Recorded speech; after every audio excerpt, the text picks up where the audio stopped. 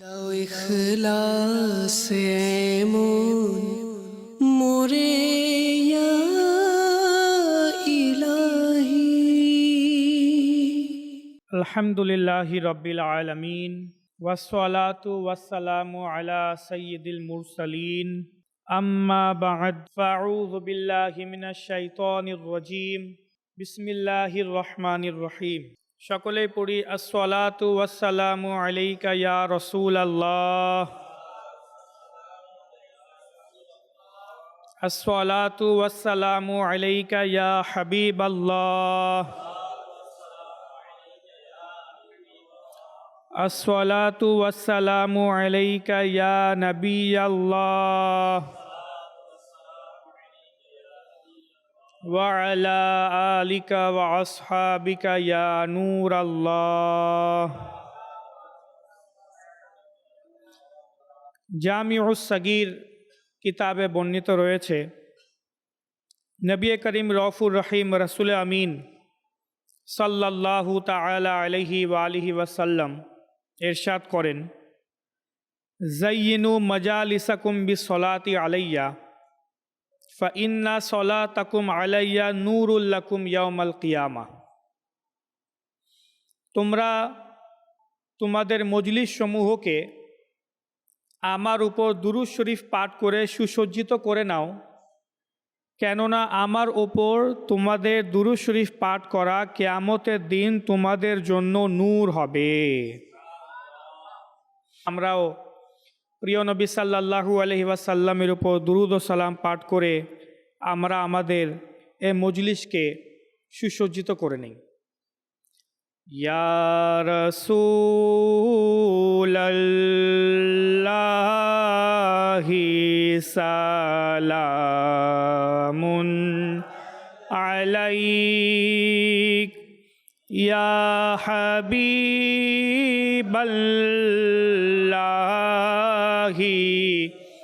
সালামুন আলাইক ইয়া রাসূলাল্লাহি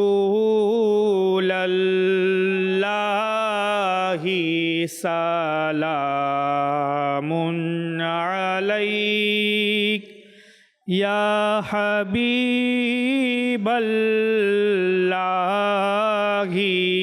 সালামুন। আনতা শামসুদ দুহা আনতা বদরুদ দুজা আনতা সাদিরুল উলা আনতা নূরুল হুদা ইয়া রাসূলাল্লাহি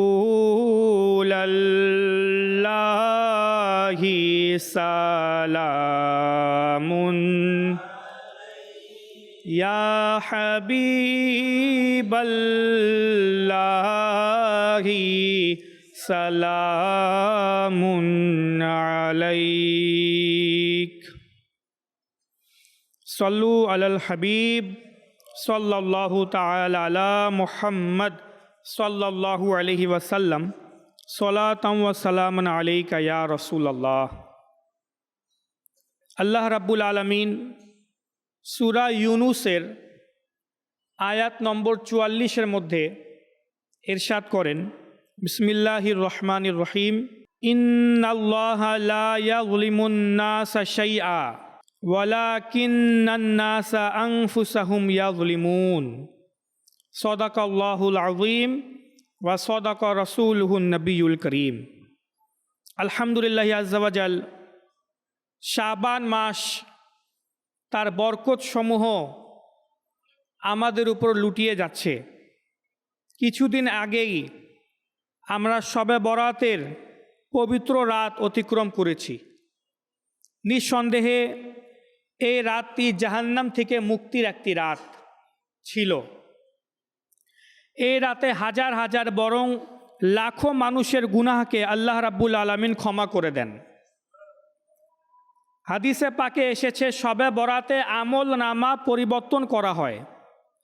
অর্থাৎ গত বছরের আমলনামা গুটিয়ে নেওয়া হয় এবং নতুন বছরের নতুন আমলনামা শুরু করা হয়। তো আমরাও আল্লাহ রাব্বুল আলামিনের কাছে দোয়া করি যেন আল্লাহ তাবারাকা ওয়া তাআলা শবে বরাতের রাতে যাদেরকে ক্ষমা করেছেন তাদের মধ্যে যেন আমাদেরকেও অংশগ্রহণ করে নেন। যে কোরআনে পাকের আয়াতে মুবারাকা আমরা শোনার সৌভাগ্য অর্জন করেছি, এই আয়াতে আল্লাহ রাব্বুল আলামিন ইরশাদ করছেন, ইন্নাল্লাহা লা ইয়াযলিমুন নাসা শাইআ, নিশ্চয়ই আল্লাহ রাব্বুল আলামিন লা ইয়াযলিমুন নাসা শাইআ, কোনো মানুষের উপর জুলুম করেন না। আল্লাহ তাবারাকা ওয়া তাআলা এই আয়াতে ইরশাদ করছেন যে মহান আল্লাহ রাব্বুল আলামিন কারো উপর জুলুম করেন না, অন্যায় করেন না, অবিচার করেন না। যদি আমরা নর্মালিও এই বিষয়টাকে দেখি, তাহলেও আল্লাহ তাবারাকা ওয়া তাআলার পক্ষ থেকে জুলুম হওয়া সম্ভব না। আল্লাহ তাবারাকা ওয়া তাআলা যে আমাদের উপর জুলুম করবেন এটা পসিবল না। কারণ কিভাবে? মনে করেন আপনি কোনো একটা জিনিস খরিদ করলেন, ক্রয় করলেন, ক্রয় করার পর আপনি বাসায় নিয়ে আসলেন, এখন এটা আপনার জিনিস না। এখন আপনি ওই জিনিসটা নিয়ে ফেলে দেন, ভেঙে দেন, নষ্ট করে দেন, ওইটা আপনার জিনিস, আপনি যা ইচ্ছা করেন, ওটা কি জুলুম হবে? অন্যায় হবে না, কারণ সেটা আপনার জিনিস। তো এ বিশ্ব জগতে যা কিছু রয়েছে, বিন্দু বিন্দু কণা, এগুলো কার? এগুলো হচ্ছে আল্লাহ রাব্বুল আলামিনের। আল্লাহ তাবারাকা ওয়া তাআলা এই সকল জিনিসকে সৃষ্টি করেছেন এবং তিনি সব কিছুর মালিক। তো আল্লাহ তাবারাকা ওয়া তাআলা নিজের মখলুকের সাথে যা ইচ্ছা করুক, এটা জুলুম হবে না। এই কারণে হাদিসে মুবারাকাতে প্রিয় নবী রাসূল আরবি হুজুর সাল্লাল্লাহু তাআলা আলাইহি ওয়াসাল্লাম ইরশাদ করেন, যদি আল্লাহ রাব্বুল আলামিন পূর্ববর্তী এবং পরবর্তী সকল মানুষ এবং জিনকে কোনো হিসাব কিতাব ছাড়াও যদি জাহান্নামে নিক্ষেপ করে দেয়, আল্লাহ তাআলার ইচ্ছায় সবাইকে যদি জাহান্নামে নিক্ষেপ করে দেয়, তাহলেও আল্লাহ তাআলার পক্ষ থেকে জুলুম হবে না। আল্লাহ তাআলার পক্ষ থেকে অন্যায় অবিচার হবে না, কারণ আল্লাহ রাব্বুল আলামিন তিনি সব কিছুর মালিক, যা ইচ্ছা তিনি তা করতে পারেন নিজের মখলুকের সাথে। কিন্তু এটা আল্লাহ তাবারাকা ওয়া তাআলার দয়া, আল্লাহ রাব্বুল আলামিনের রহমত, যে তিনি নিজের উপর আবশ্যক করে নিয়েছেন। আল্লাহ রাব্বুল আলামিন নিজের উপর আবশ্যক করে নিয়েছেন যে তিনি নিজ রহমতে কারো উপর জুলুম করবেন না, কোনো হিসাব কিতাব ছাড়া কাউকে আযাব দিবেন না, শাস্তি দিবেন না। এটা আল্লাহ রাব্বুল আলামিন নিজের রহমতের উপর আবশ্যক করে নিয়েছেন। কারো উপর কারো কিছু এমন কিছু করবেন না কোনো কারণ ছাড়া, যাতে করে তার বান্দা কষ্ট পাক। এই কথাই আল্লাহ রাব্বুল আলামিন আয়াতে মুবারাকাতে ইরশাদ করছেন, ইন্নাল্লাহা লা ইয়াযলিমুন নাসা শাইআ, নিশ্চয় আল্লাহ রাব্বুল আলামিন কোনো মানুষের উপর জুলুম করেন না। তাহলে মস্তিষ্কে একটা প্রশ্নে আসে, যদি আল্লাহ রাব্বুল আলামিন কারো উপর জুলুম করেন না বা কাউকে কষ্ট দেন না, বরং আল্লাহ তাআলা শুধু রহমতই করতে থাকেন, দয়াই করতে থাকেন, তাহলে আমাদের উপর কষ্ট কেন আসে? পেরেশানি কেন আসে? আমরা বিপদ আপদের সম্মুখীন কেন হই? কি কারণে পূর্বেকার উম্মতিরা ধ্বংস হয়েছে, তাদের উপর আযাব এসেছে, শাস্তি এসেছে? এই উত্তর আল্লাহ রাব্বুল আলামিন এর পরবর্তী অংশে ইরশাদ করেছেন যে নিশ্চয় আল্লাহ তাআলা তো জুলুম করেন না কারো উপর, ওয়ালাকিন্নান নাসা আনফুসাহুম ইয়াযলিমুন, বরং মানুষেরা তো নিজেরাই নিজেদের উপর জুলুম করে বসে। মানুষেরা নিজেরা নিজেদের উপর জুলুম করে। আমাদের উপর যে কষ্ট আসে, যে পেরেশানি আসে, যে বিপদ আপদ আসে, যে শাস্তি আসে, তা আমাদের নিজেদের আমলেরই প্রতিফল। এটা আমরা নিজেরাই কামাই করি। বান্দা গুনাহ করে, কুফর করে, শিরিক করে, আল্লাহ তাবারাকা ওয়া তাআলার নাফরমানি করে, এই সব কিছুর কারণে বান্দাদেরকে ভোগ করতে হয়, মন্দ প্রতিফল পেতে হয়। আল্লাহ রাব্বুল আলামিন কারো সাথে অন্যায় এবং অবিচার করেন না, বরং যা কিছু হয় বান্দার নিজেদের হাতের কামাই, বান্দার নিজেদের হাতের কামাই। এর জন্য বলা হয় যে বান্দা যখন গুনাহ করে তো সে মূলত নিজের উপরে জুলুম করে। বান্দা যখন গুনাহ করে, অবাধ্যতা করে, সে নিজের উপর জুলুম করে। আল্লাহ রাব্বুল আলামিন কারো উপর অন্যায় করেন না।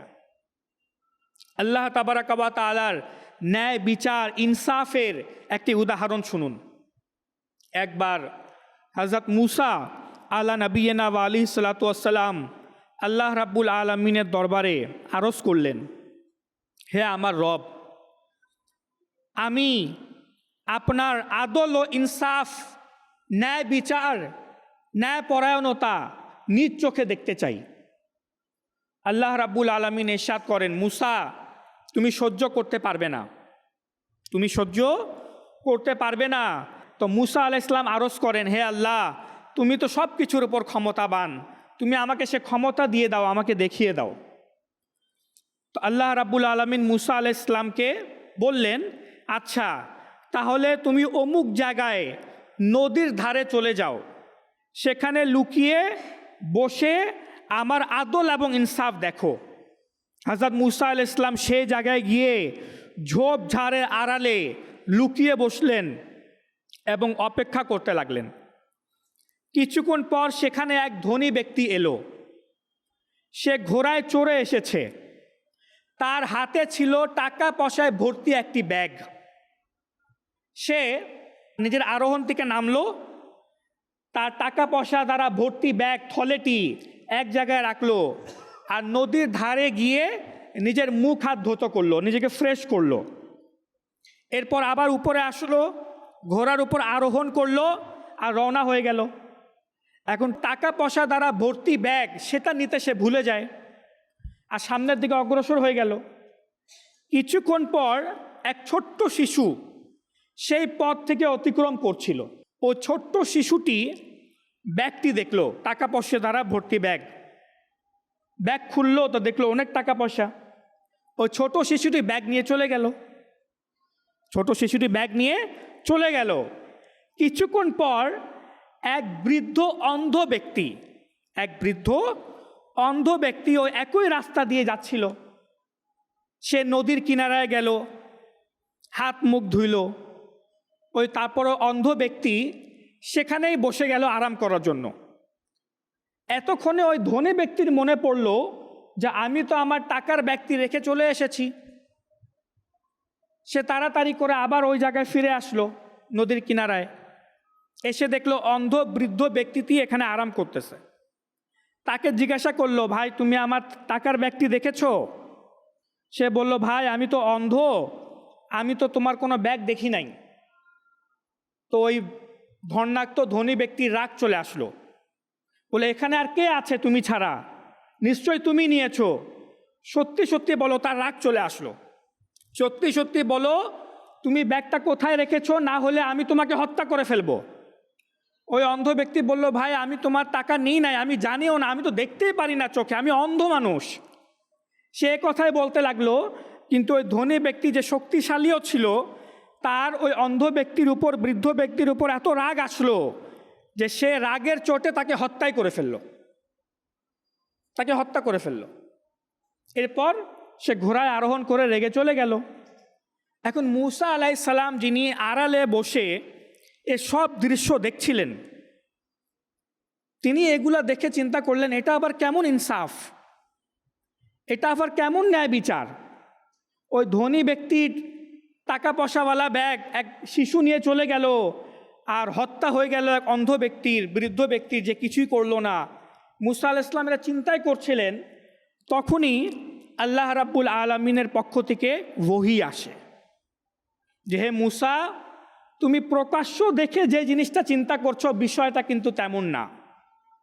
আসল রহস্যটা হচ্ছে ওই ছোট শিশু যে ছিল, ছোট শিশু যে ওই ধনী ব্যক্তির ব্যাগটা নিয়ে চলে গেল, তার বাবা, ওই ছোট শিশুর বাবা ওই ধনী ব্যক্তির ঘরে কাজ করত, শ্রমিক ছিল। ওই ধনী ব্যক্তি অনেক দিন যাবৎ তার পারিশ্রমিক তাকে দিচ্ছিল না। তো ওই টাকার ব্যাগের মধ্যে যত টাকা ছিল, ওই সব টাকার প্রাপ্য ছিল ওই শ্রমিক। তো আজ ওরই বাচ্চা, ওরই শিশু, ওরই সন্তান ওই টাকার ব্যক্তি পেল আর নিয়ে চলে গেল, আর ওই ছোট শিশুর মাধ্যমে ওই টাকাটি ওই শ্রমিক পেয়ে গেল। আচ্ছা, ওই অন্ধ ব্যক্তি যাকে তুমি দেখেছো হত্যা করা হয়েছে, ওই অন্ধ ব্যক্তি যখন জওয়ান ছিল, ওই অন্ধ বৃদ্ধ ব্যক্তি যখন যুবক ছিল, তখন ওই অন্ধ যুবক ব্যক্তিটি যৌবন অবস্থায় ওই ধনী ব্যক্তির বাবাকে হত্যা করেছিল। ধনী ব্যক্তির বাবাকে হত্যা করেছিল। আর আজ ওই ধনী ব্যক্তির, ওই যাকে হত্যা করেছিল তারই সন্তান, ওই ধনী ব্যক্তি তার প্রতিশোধ নিয়ে নিল। সে জানেও না যে সে নিজের বাবার প্রতিশোধ নিয়েছে, কিন্তু ওই ধনী ব্যক্তি, অন্ধ যে ব্যক্তি ছিল, সে তার প্রাপ্য পেয়ে গেল, সে তার প্রতিফল পেয়ে গেল। যাকে হত্যা করেছিল তারই সন্তান তাকে হত্যা করে ফেলল। তো এভাবে আমি সবার ন্যায় বিচার, ইনসাফ আমি করে দিয়েছি। ওই শ্রমিক তার পারিশ্রমিক পেয়ে গেল, আর ওই ধনী ব্যক্তির বাবাকে যে হত্যা করা হয়েছিল সে নিজের বদলাও নিয়ে নিল। তো এটা হচ্ছে আমার ইনসাফ, এটা হচ্ছে আমার ন্যায় বিচার। তো বোঝা গেল আল্লাহ তাবারাকা ওয়া তাআলা কারো ওপর জুলুম এবং অন্যায় করেন না। আল্লাহ রাব্বুল আলামিন শুধু ইনসাফ করেন। তাই আল্লাহ রাব্বুল আলামিন কোরআনে পাকের মধ্যে ইরশাদ করেন, আর স্পষ্টভাবে বলে দিয়েছেন, মাইয়ামাল সুআন ইউজজা বিহি। আর যে ব্যক্তি মন্দ আমল করে, যে ব্যক্তি খারাপ কাজ করে ইউজজা বিহি, সে তার প্রতিদান অবশ্যই পাবে। ওই মন্দ কাজের প্রতিদান সে পাবেই। তা বোঝা গেল আমরা যেসব কাজ করি ওইগুলার কারণে আমাদের উপর মুসিবত আসে, দুঃখ আসে। আজ খুব কষ্টের সাথে বলতে হয় যে আজ আমরা মুসলমান, কিন্তু মুসলমান হওয়া সত্ত্বেও যখন আমাদের উপর কোনো বিপদ আসে, কষ্ট আসে, যখন কোনো দুঃখ পাই, মন ভেঙে যায় বা শারীরিকভাবে অসুস্থ হয়ে পড়ি বা যে কোনো ধরনের পেরেশানি যখন চলে আসে, তখন আমরা বলি আমি কি দোষ করেছি? আল্লাহ রাব্বুল আলামিন আমার উপর নাউযুবিল্লাহ জুলুম করছেন। আমি তো কখনো কারো হক মারি নাই, আমি তো কোনো খারাপ কাজ করি নাই, তো আমার উপর এরকম কষ্ট কেন আসতেছে? এরকম কেন কষ্ট হচ্ছে? আমি মুসলমান, যেখানে অমুসলিমরা যারা খারাপ কাজ করে এত আরাম আয়েশে আছে, আমি তো কারোর সাথে কিছু করি নাই, তো আমার উপর এরকম জুলুম হচ্ছে কেন? নাউযুবিল্লাহ মিন যালিক। আমরা এ ধরনের কথা বলে থাকি, অথচ এ ধরনের বাক্য অনেক সময় ইসলাম থেকে খারিজ করে দেয়, মানুষের ঈমানকে নষ্ট করে দেয়। আজ আমরা বলি যে আমি কি দোষ করেছি যে আমার উপর এত বিপদ আপদ চলে আসতেছে? আরে ফজরের নামাজ আমরা পড়েছি নাকি? যারা এ ধরনের কথা বলে জিজ্ঞেস করেন নামাজ কতটুকু পড়ে আমরা? ফজরের নামাজের খবর নাই। যখন প্রয়োজন হয় মিথ্যা আমরা বলি, যখন প্রয়োজন হয় গীবত বলি। গীবত একটা মেশিন, আমাদের জবান মনে হয় গীবতের মেশিন হয়ে গেছে, মেশিন। জবান খুললেই গীবত বের হয় মুখ থেকে, চুগলখড়ি বের হয়। অন্যের দোষ ত্রুটি কিভাবে আরেকজনের কাছে প্রকাশ করব, এ ধান্দার মধ্যে আমরা থাকি। কিভাবে আমরা অন্যের মনে কষ্ট দিব, আমানতের খেয়ানত করব, অবাধ্যতা করব, নামাজ কাজা করব, এসব কাজ কি আমাদের নাই? এসব কিছু করার পরেও আমরা বলি যে আমার থেকে কি দোষ হয়েছে, কেন আমার উপর এত দুঃখ কষ্ট?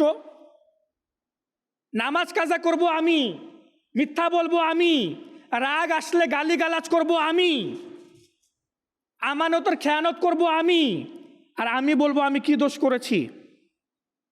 হারাম উপার্জন করব আমি, নামাজের সময় ঘুমিয়ে থাকবো আমি, নামাজের সময় খেলাধুলায় ব্যস্ত থাকবো আমি, আর বিপদ আপদ চলে আসলে হে আল্লাহ আমি কি দোষ করেছি, আমি কি দোষ করলাম, কি ভুল করলাম? না, সব কিছুর কারণ হচ্ছে আমরা যা কিছু করি ওটারই প্রতিফল। আল্লাহ রাব্বুল আলামিন কোরআনে পাকের মধ্যে ইরশাদ করেন, কুল্লু নাফসিম বিমা কাসাবাত রহিনা। প্রত্যেক জীবন্ত বস্তু তার উপার্জনকৃত আমলের বন্ধক রেখেছে। যখন আমরা কারো থেকে কর্জ নাই, যদি কর্জের প্রয়োজন হয়, ঋণের প্রয়োজন হয়, আমরা কারো থেকে টাকা চাই, ভাই আমাকে কিছু কর্জ দাও, ঋণ দাও, তো ওই ঋণদাতা কি বলে না যে ঠিক আছে আমি তোমাকে কর্জ দিব, ঋণ দিব, কিন্তু তুমি আমাকে বন্ধক হিসাবে কিছু দাও, রাখতে নিশ্চয়তা দাও, সিকিউরিটি হিসাবে কিছু দাও, যে আমি আমার টাকাটা ফেরত পাবো। তখন সাধারণত লোকেরা কি করে, যেহেতু ঋণের প্রয়োজন হয়, তখন নিজের কোনো স্বর্ণ, জমিনের কাগজপত্র, কোনো মূল্যবান জিনিস এটা রাখতে দেয়। আর চুক্তি থাকে যে যখন আমি তোমার কর্জ তোমাকে ফেরত দিয়ে দিব, তোমার টাকা তোমাকে ফেরত দিয়ে দিব, তখন তুমি আমার এই স্বর্ণ, জমিনের কাগজপত্র যা আছে আমাকে আবার ফেরত দিয়ে দিবা, এরকম হয় না? তো এই যে কর্জ নেওয়ার সময় সিকিউরিটি হিসাবে, নিশ্চয়তা হিসাবে আমরা যে জিনিসটা দেই, বন্ধক যেটাকে বলা হয়, এটাকে আরবিতে বলে রেহান। আরবিতে কি বলে এটাকে? রেহান। আল্লাহ রাব্বুল আলামিন এখানে ওই রেহান শব্দটা ব্যবহার করেছেন, রহিনা, রেহান থেকে রহিনা শব্দ এসেছে। অর্থাৎ এখানে আল্লাহ রাব্বুল আলামিন আমাদেরকে বুঝাচ্ছেন যে তোমরা যে আমল করবে ওটা তীরের ন্যায়। যেভাবে ধনুক থেকে তীর বের হয়ে গেলে ওটার ফেরত আসে না, ঠিক সেভাবে তোমরা যে আমল করবে, চাই সেটা মন্দ হোক বা ভালো হোক, ওটার প্রতিদান তোমরা অবশ্যই পাবে। কেননা তোমরা যে আমল করবে ওই আমলের প্রতিফল বন্ধক হিসাবে আমার কাছে রয়েছে। ওটা বন্ধক হিসাবে আমার কাছে রয়েছে। তোমরা যদি মন্দ আমল করো তো বন্ধক যেভাবে মানুষ ফেরত পেয়ে যায়, ঠিক সেভাবে ওই মন্দ আমলের প্রতিফল তোমরা অবশ্যই পাবে। খারাপ কাজ করবে, ওই খারাপ কাজের প্রতিফল তোমরা অবশ্যই পাবে। এই কারণে প্রিয় নবী সাল্লাল্লাহু তাআলা আলাইহি ওয়াসাল্লাম ইরশাদ করেছেন, আল বিররু লা ইয়াবলা। এটা প্রত্যেক জুমুয়ার দিন যারা খতিব সাহেব রয়েছে, ইমাম সাহেব রয়েছে, তারা কিন্তু খুতবার মধ্যে এই হাদিসে মুবারাকা পড়ে থাকে। আল বিররু লা ইয়াবলা, প্রিয় নবী ইরশাদ করে নেকি কখনো পুরানো হয় না। আল বিররু লা ইয়াবলা, নেকি কখনো পুরানো হয় না। ওয়া যামবু লা ইউনসা, আর পাপ বা গুনাহ এটা ভুলে যাওয়া হয় না। ওয়া দাইয়ানু লা ইয়ামুত, আর যে প্রতিদান দেওয়ার মালিক আল্লাহ রাব্বুল আলামিন, তার কখনো মৃত্যু আসবে না। যিনি প্রতিদান দিবেন তার কখনো মৃত্যু আসবে না। ইমাল মাশিতা, এত কিছু জানার পরেও তোমার যা ইচ্ছা তা করো। এত কিছু জানার পরেও যে নেকি কখনো মুছে ফেলা হয় না এবং পাপ কখনো ভুলে যাওয়া হয় না। আর যে প্রতিদান দিবেন মহান আল্লাহ, সে তার কখনো মৃত্যু আসবে না। এই তিনটা বিষয় জানার পরেও তোমার যা ইচ্ছা তুমি করো, কামা তাদিন ও তুদান, তুমি যেমন করবা তেমন পাবা। যে আমল করবে তেমন প্রতিদান তুমি পাবা। ভালো করলে ভালো পাবা, খারাপ করলে খারাপ পাবা। হাদিসে মুবারাকাতে হুজুর সাল্লাল্লাহু আলাইহি ওয়াসাল্লাম ইরশাদ করেছেন। এক ব্যক্তির ব্যাপারে বর্ণিত আছে, এক বুজুর্গ বলেন যে আমি এক লোককে দেখতে পেলাম। এটা ইমাম জাহাবি কিতাবুল কাবায়েরের মধ্যে রিওয়ায়াত করেছেন এই ঘটনাটি। যে দেখেন, মানুষ যখন খারাপই করে কারো সাথে, তখন কীভাবে তার সাথে খারাপ হয়। আমি এক লোককে দেখতে পেলাম যার হাত কাঁধ পর্যন্ত কাটা ছিল। কোথায় পর্যন্ত? কাঁধ পর্যন্ত। সে লোকদের চিৎকার করে ডেকে বলছে, হাত কাটা ব্যক্তি, যে আমাকে দেখেছে সে যেন কারো ওপর জুলুম না করে, চিৎকার করে করে বলছিল। অতঃপর আমি তার কাছে গিয়ে বললাম যে হে ভাই, তোমার ঘটনা কি? তো সে বলল, ভাই আমার ঘটনা খুবই আশ্চর্যজনক। ঘটনাটি হইল, আমি ছিলাম জালিমের সহযোগিতাকারীদের একজন, মানে খারাপ লোকদের সাথে থাকতাম। একদিন এক মাছ শিকারীকে বড় একটি মাছ শিকার করতে দেখে আমার লোভ হইল। অতঃপর আমি তার কাছে গিয়ে বললাম, মাছটি আমাকে দিয়ে দাও। সে বলল, না, এ মাছটি আমি বাজারে বিক্রি করে এর মূল্য দিয়ে আমি আমার পরিবার পরিজনের জন্য কিছু খাবার নিয়ে যাব। তখন আমি তাকে মারধর করে জোরপূর্বক মাছটি নিয়ে গেলাম। যখন আমি মাছটি নিয়ে ঘরের দিকে যাচ্ছিলাম, তখন মাছটি জোরে আমার বৃদ্ধ আঙ্গুলটি কামড় দিল। মাছটি আমার বৃদ্ধ আঙ্গুলটি কামড় দিল। আমি সেটা নিয়ে ঘরে এলাম এবং তা হাত থেকে নিক্ষেপ করে দেখলাম যে আমার হাতে খুব ব্যথা পেয়েছি।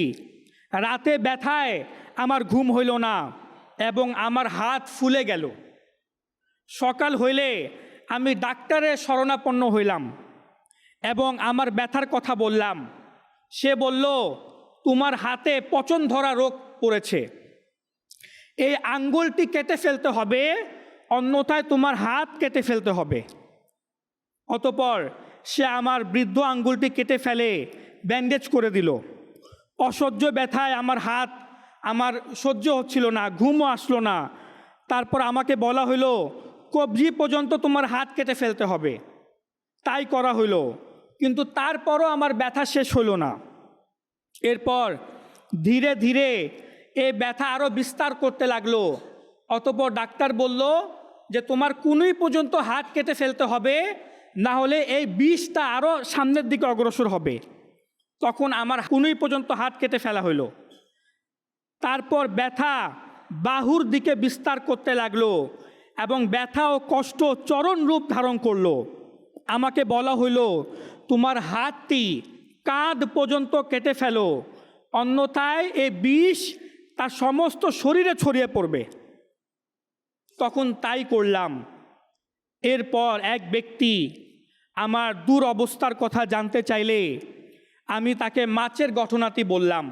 সে বলল, তুমি যদি প্রথম অবস্থায় মাছওয়ালার কাছে গিয়ে ক্ষমা চেয়ে নিতে এবং তাকে রাজি করে ফেলতে, তাহলে তোমার হাতটি কাটতে হতো না। অতএব আমি তাকে খোঁজ করার জন্য শহরে বেরিয়ে পড়লাম। অবশেষে তাকে পেয়ে তার পায়ের উপর লুটিয়ে পড়লাম, কাঁদতে লাগলাম আর বললাম যে ভাই, তুমি আমাকে ক্ষমা করে দাও। আমি তোমার উপর জুলুম করেছি, আমি তোমাকে কষ্ট দিয়েছি। তোমার উপর জুলুম করার কারণে এখন আমার কাঁধ পর্যন্ত হাত কেটে ফেলতে হয়েছে। তখন সে ব্যক্তি বলল, ঠিক আছে, আমি আল্লাহ তাআলার সন্তুষ্টির জন্য তোমাকে ক্ষমা করে দিলাম। তো সে বলল যে ভাই, যার হাত কাটা হয়েছে, বলল, ভাই তুমি কি, যখন আমি তোমার থেকে মাছ নিয়ে যাচ্ছিলাম তখন তুমি কি কোনো বদওয়া দিয়েছিলে? তখন সে ব্যক্তি বলল, হ্যাঁ, যখন তুমি আমার মাছটি আমার কাছ থেকে ছিনিয়ে নিয়ে চলে গেলে তখন আমি আল্লাহ রাব্বুল আলামিনের দরবারে আরজ করেছিলাম, দোয়া করেছিলাম যে হে আল্লাহ, আজ আমি দুর্বল, আমি অসহায়, আর এই শক্তিশালী ব্যক্তি আমাকে মারধর করে আমার মাছ নিয়ে চলে গেল, তুমি এর বিচার করিও। আমি এতটুকু আল্লাহ রাব্বুল আলামিনের উপর বলে ছেড়ে দিয়েছিলাম, আর এই কারণে আল্লাহ তাআলা তোমার থেকে প্রতিশোধ নিয়েছে। তো বোঝা গেল, মানুষ যখন কোনো খারাপ কাজ করে তখন এর প্রতিদান তাকে অবশ্যই এ দুনিয়াতে পেতে হয়। খারাপ কাজের প্রতিফল এ বান্দাকে দুনিয়াতে পেতে হয়। অনেক সময় হয় না, আমরা অন্যের দোষ ত্রুটি মানুষদের কাছে গিয়ে বলতে থাকি। অন্যের দোষ ত্রুটি কী হয় জানেন? শেষমেশ একটা সময় এমন আসে, আল্লাহ রাব্বুল আলামিন এমনভাবে প্যাটার্ন ঘুরিয়ে দেন যে লোকেরা তার দোষ ত্রুটি অন্যদের কাছে গিয়ে বলতে থাকে। এভাবেই হয়। আপনি আজ একজনের কাছে গীবত করতেছেন, যার কাছে গিয়ে গীবত করছেন একটা সময় এমন আসবে ওই ব্যক্তি আপনার গীবত অন্যজনের কাছে গিয়ে করবে। এটা নিয়ম।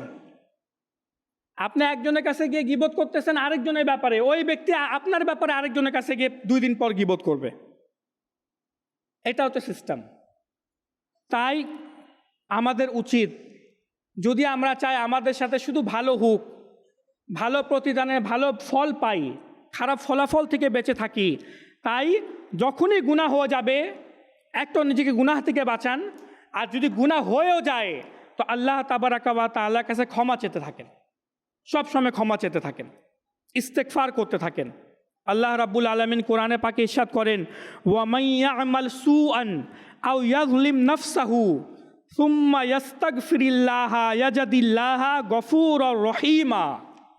আর যে ব্যক্তি মন্দ আমল করবে অথবা নিজের উপর জুলুম করবে, মানে একই কথা, নিজের উপর জুলুম করবে, তারপর আল্লাহ তাআলার কাছে ক্ষমা চাবে, তো সে অবশ্যই আল্লাহ রাব্বুল আলামিনকে ক্ষমাশীল এবং দয়ালু পাবে। তাই আল্লাহ রাব্বুল আলামিনের কাছে ক্ষমা চেতে থাকা উচিত যে আল্লাহ আমারে মাফ করে দাও। এই জন্য একটা সুন্দর দোয়া হচ্ছে আস্তাগফিরুল্লাহ। কি করতে থাকা? ইস্তেগফার পড়তে থাকা, আস্তাগফিরুল্লাহ আস্তাগফিরুল্লাহ আস্তাগফিরুল্লাহ, এভাবে আল্লাহ রাব্বুল আলামিনের কাছে ক্ষমা চেতে থাকা। আর বুজুর্গানে দিনগণ বলেন যে সবচেয়ে ভালো আমল হচ্ছে প্রতিদিন রাতে শোয়ার পূর্বে, ঘুমানোর পূর্বে 2 রাকাত সলাতুত তওবা নামাজ পড়ে নেওয়া। 2 রাকাত সলাতুত তওবা নফল নামাজ। এটা পড়ার নিয়ম কি? এটা কোনো কঠিন কিছু না। যেভাবে আমরা নফল নামাজ পড়ি ঠিক সেভাবে আমরা নিয়ত করব, হে আল্লাহ, আমি 2 রাকাত সলাতুল তওবা নামাজের নিয়ত করছি, আল্লাহু আকবার। তারপর যেভাবে নামাজ পড়তে হয় 2 রাকাত আপনি ওইভাবে নামাজ পড়েন। এরপর নামাজ শেষ করে হাত উঠিয়ে আল্লাহ তাবারাকা ওয়া তাআলা দরবারে ক্ষমা চেনেন, হে আল্লাহ আমি আজকে সারা দিনে যা যা গুনাহ করেছি, নাফরমানি করেছি, ও সব গুনাহ থেকে আমি তওবা করছি, আমাকে মাফ করে দাও। এরপর সেজদায় যাবেন, সেজদায় গিয়ে 3 বার বলবেন ইয়া রব্বি ইগফিরলি, ইয়া রব্বি ইগফিরলি, ইয়া রব্বি ইগফিরলি 3 বার। হাদিসে মোবারাকাতে এসেছে যে ব্যক্তি সেজদায় গিয়ে 3 বার এ দোয়া পড়বে ইয়া রব্বি ইগফিরলি, ইয়া রব্বি ইগফিরলি, ইয়া রব্বি ইগফিরলি, তো তার মাথা তোলার পূর্বেই আল্লাহ রাব্বুল আলামিন তার সকল গুনাহকে ক্ষমা করে দিবেন। তাই 2 রাকাত সলাতুল তওবা নামাজ পড়ে এভাবে করে সেজদায় গিয়ে এই দোয়া পড়বেন ইয়া রব্বি ইগফিরলি। তো প্রতিদিন এটা একটা অভ্যাস করে নেন আল্লাহ রাব্বুল আলামিনের কাছে ক্ষমা চাওয়ার, দেখবেন ইনশাআল্লাহ তাআলা এর বরকত আপনি দুনিয়াতেও পাবেন, আখিরাতেও পাবেন। আল্লাহ রাব্বুল আলামিন আমরা যা শুনেছি এর উপর আমল করার এবং অপরের নিকট তা পৌঁছানোর তৌফিক দান করুক। আমিন বিজাহিন নবীল আমিন সাল্লাল্লাহু আলাইহি ওয়াসাল্লাম। সাল্লু আলাল হাবিব সাল্লাল্লাহু তাআলা আলা মুহাম্মদ সাল্লাল্লাহু আলাইহি ওয়াসাল্লাম। দাও ইখলাসে এমন মোরে